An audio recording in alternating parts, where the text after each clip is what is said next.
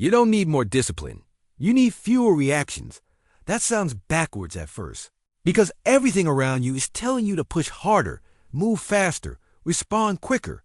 But look closely, and you'll notice something strange. The people who seem the most in control are not the ones doing the most. They are the ones reacting the least, while everyone else is rushing, checking, replying, switching. They are still not frozen, not passive, just not pulled in every direction. And that difference is subtle, but it changes everything.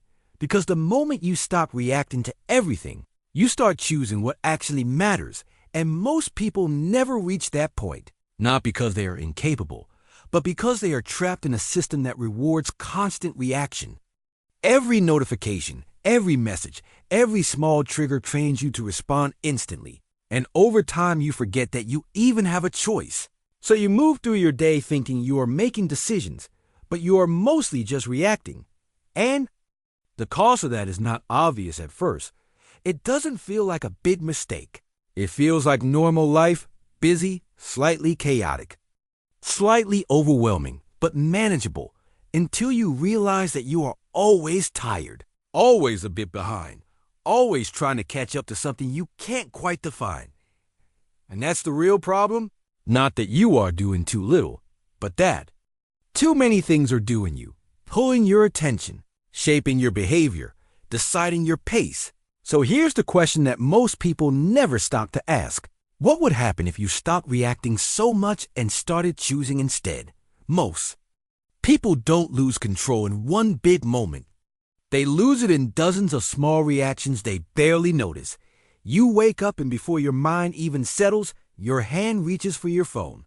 Not because you decided to, but because it's automatic. One notification turns into five turns, into 10, and suddenly your attention is already scattered before the day even begins. You sit down to do something important, but your brain keeps looking for an exit. So you open another tab, check something quick, switch tasks, then switch again. And none of it feels like a clear decision. It feels like being pulled, like something else is driving. And the more this happens, the harder it becomes to stay with one thing. Not because you lack focus, but because your system has been trained to expect constant stimulation, constant change, constant input. By the middle of the day, the pressure starts to build, not from the work itself, but from the accumulation of unfinished thoughts, half-done tasks, and interrupted focus. A message comes in with a slightly negative tone, and your mind reacts instantly, replaying it, analyzing it, creating stories around it. You tell yourself you'll just think about it for a minute, but that minute turns into 10, then 20, and now your energy is gone. Not because the situation was serious, but because your reaction amplified it. This keeps happening in different forms. A delay feels like failure. A small mistake feels bigger than it is. A quiet moment feels uncomfortable. So you fill it with noise, and over time, this creates a pattern. Your day is no longer shaped by intention, but by interruption, by whatever shows up first and demands attention the loudest. And the worst part is it feels normal. Everyone around you is doing the same thing, constantly checking, constantly reacting, constantly slightly overwhelmed. So you assume the problem is you, that you need more discipline, more motivation, more effort, but the truth is much simpler. Your environment is designed to keep you reactive, and your brain adapted to it, not because it's weak, but because it's efficient. It learned to respond quickly to everything. And now it doesn't know how to do anything else at some point. If you pay close enough attention, you start to notice a pattern. It's not the amount of work that drains you. It's how often you switch, how often you react, how little space there's between one thing and the next, and that's when the realization hits. Your mind is not tired because it's doing too much. It's tired because it never gets to settle. Your nervous system is constantly being pulled in different directions, always preparing for the next input, the next interruption, the next reaction. And it never gets the signal that it's safe to slow down. Here's the part most people miss. Your brain is not designed for constant reaction. It's designed for rhythm, for cycles of focus and rest, of engagement and release. But when everything in your environment demands immediate attention, those cycles break, and instead of moving forward, you stay in a loop, always active, never fully present, always doing something, but rarely finishing anything that actually matters.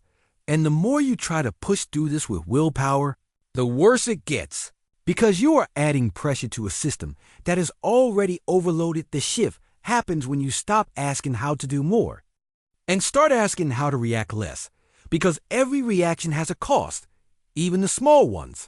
Every time you check something unnecessary, respond too quickly, or let your attention get pulled away, you are spending energy, and most of the time, you don't even realize it until there is nothing left for the things that actually matter.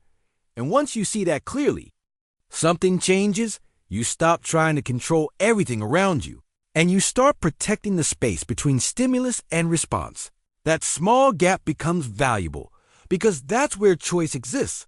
That's where you decide whether something deserves your attention or not. And for the first time, you realize that control was never about doing more. It was about not giving everything the power to move you. Once you see that the problem is constant reaction, the solution becomes simpler, not easy, but clear. You don't need a complex routine. You need a system that creates space. 3 small shifts that you can start today. First, build a pause before every reaction. Not a long one, just enough to break the automatic loop. When a message comes in, when you feel the urge to check something, when a thought pulls your attention away, don't move immediately. Wait a few seconds. Take one breath. That's it. This tiny delay retrains your brain to stop acting on impulse. And over time, that gap becomes natural. You stop being pulled and start choosing second. Reduce input before trying to increase output. Most people try to focus while still consuming everything.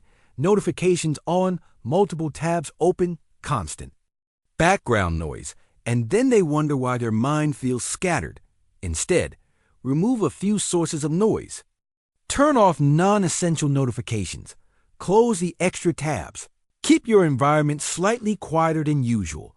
You don't need perfect silence, just less chaos, because focus is not something you force.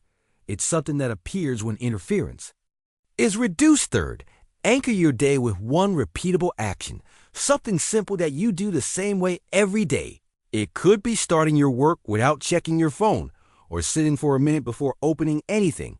This action becomes a signal to your brain, a stable starting point in an otherwise unpredictable day. And consistency here matters more than intensity. You're not trying to do a lot. You're trying to create something reliable now. Picture a simple stick figure sitting in the middle of a noisy room, screens flashing, messages popping, everything moving fast around it. But the figure doesn't react immediately. It pauses, breathes, then slowly chooses one thing to focus on. Everything else fades into the background. Not because it disappeared, but because it was not selected.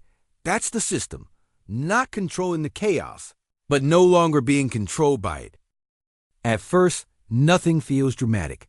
There is no sudden transformation, no instant clarity, just small shifts that are easy to overlook. You pause a little more, you react a little less, and your day feels slightly less rushed. But if you keep going, those small shifts start to compound in quiet ways. You begin to notice that things don't drain you as quickly. Situations that used to pull you in now pass by without much impact, not because they disappeared, but because you stop giving them automatic access to your attention. Your energy becomes more stable. Instead of spikes and crashes, you have a steady baseline. You don't need to constantly recover from your own reactions, and that alone changes how you work. You start finishing more of what you start, not because you forced yourself, but because you stayed with things long enough for them to be completed. Your focus deepens naturally, without the constant urge to escape. And even when distractions show up, they don't carry the same weight anymore. Over time, your decisions improve, not in a dramatic way, but in a consistent one. You think a bit clearer, you choose a bit better, and those small improvements stack. Your work becomes more reliable, your thinking becomes less noisy, and you stop depending on motivation to get through the day, because your system is doing most of the work for you. And maybe the most important change is internal. You stop fighting yourself. There is less frustration, less guilt about not doing enough, less pressure to constantly optimize every moment. You feel more in control, not because everything is perfect, but because you are no longer reacting to everything imperfect. And that creates space to think, space to breathe, space to move forward without constantly being pulled backward by unnecessary noise. It doesn't make life effortless, but it makes it lighter. And that difference is what allows progress to become sustainable, not intense, not overwhelming, just steady. And over time, that steadiness becomes your advantage. Calm is not something you wait for. It is something you practice quietly, repeatedly, in moments that no one sees. Every time you choose not to react, every time you pause instead of rushing, every time you let something pass without needing to engage, you are building it, not in a dramatic way, but in a real one. And over time, it becomes part of how you move through the world. You don't need to become a different person. You don't need a complete reset. You just need to stop giving everything immediate access to your attention. Because not everything deserves a response, and not every thought needs to be followed. Sometimes the strongest move is to stay still long enough to see clearly, and then choose not based on urgency, but on what actually matters. The world will keep moving fast. The noise will not disappear. The pressure will still be there. But your relationship to it can change. You can be in the same environment without being controlled by it. You can see the chaos without stepping into it. And that is where a different kind of confidence comes from. Not loud, not performative. Just steady, grounded, and hard to shake. You are not trying to control everything. You are learning to control your response to it. And that changes more than most people expect. Because once you have that, you don't need to chase as much, prove as much, or react as much. You just move with intention, one decision at a time. If you have ever felt stuck in that loop of constant reaction, comment system. And if you want to keep building this kind of clarity step by step, subscribe. We will keep refining it together, one small system at a time.